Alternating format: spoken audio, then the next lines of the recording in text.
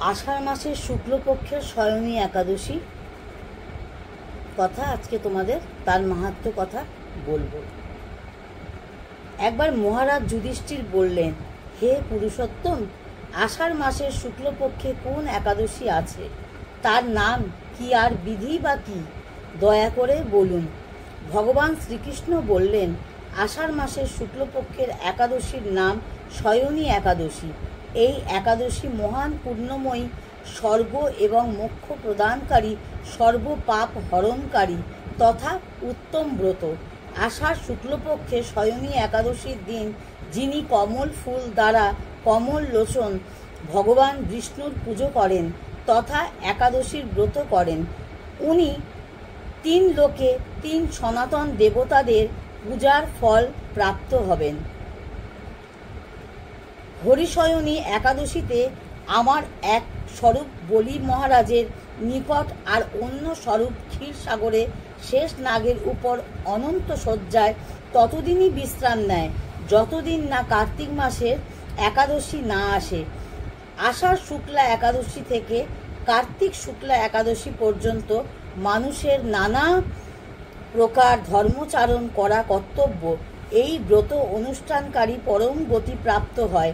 একাদশীর রাত্রে জাগরণ করে শঙ্খ চক্র গদা পদ্মধারী ভগবান বিষ্ণুর পূজা করতে হয় ভক্তি ভরে। এমতো ব্রতকারীর পুণ্য ফলের গণনা করতে চতুর্মুখ ব্রহ্মাজিও অসমর্থ থাকেন।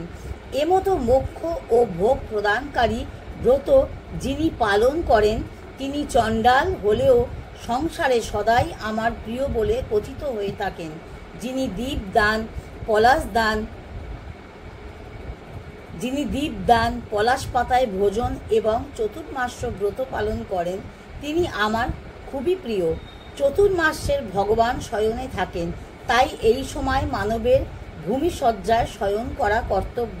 শ্রাবণ মাসে শাক, ভাদ্র মাসে দধি, আশ্বিনে দুধ এবং কার্তিক মাসে ডাল ত্যাগ করতে হয়। চতুর্মাস্যে যিনি ব্রহ্মচর্য পালন করেন তিনি পরম গতি প্রাপ্ত হন। রাজন, একাদশী ব্রতে মানব সর্বপাপ মুক্ত হয়। তাই যারা এই ব্রত করেন না তারা নরকগামী হয়। একথা কখনো যেন না ভুলেই যাই। শয়নী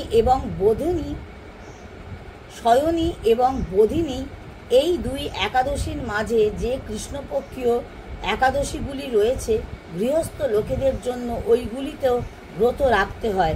কৃষ্ণপক্ষের অন্যান্য একাদশী গৃহস্থদের জন্য না হলেও শুক্লপক্ষের সমস্ত একাদশীর ব্রত ধারণ করা কর্তব্য।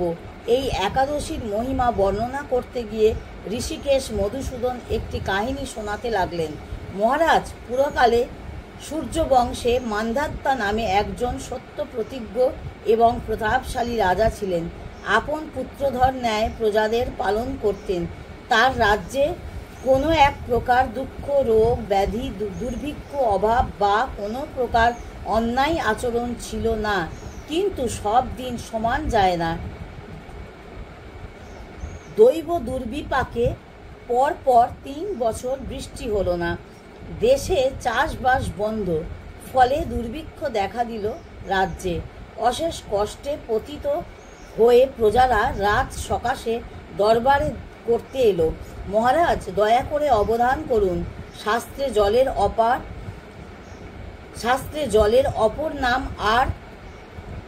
অপর নাম নার, আর সেই জলেই ভগবানের অয়ন অর্থাৎ নিবাস। তাই তাঁর অন্য এক নাম নারায়ণ। তাঁর অনন্ত রূপ। তিনি মেঘরূপে সর্বত্র বাড়ি বর্ষণ করেন। সেই বৃষ্টিতে অন্নের চাষ হয় আর সমস্ত প্রজাগণ ওই অন্নে প্রতিপালিত হন। বর্তমানে দেশে বৃষ্টির অভাবে প্রজাগণ দিন দিন ক্ষয়প্রাপ্ত হচ্ছে। হে মহারাজ, আপনি এমন কোনো উপায় অবলম্বন করুন যাতে রাজ্যে আবার সুখ সমৃদ্ধি, শান্তি, কল্যাণ প্রতিষ্ঠিত হয়। মান্ধাত্তা রাজামশাই বললেন, আপনাদের বচন সত্যময়। অন্নে প্রজা পালিত হয়, অন্নের অভাবে প্রজা বিনিষ্ট হয়। শাস্ত্রে আছে রাজার দোষে রাজ্য নষ্ট।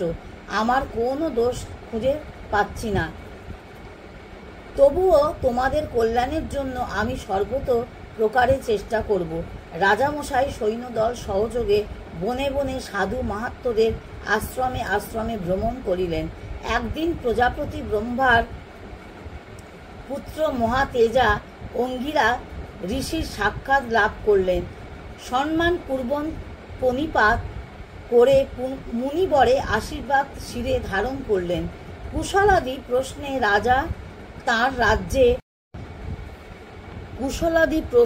রাজা তার রাজ্যের বর্তমান অবস্থার কথা বললেন এবং সর্বজন সাধ্য উপায় উপদেশ প্রার্থনা করলেন।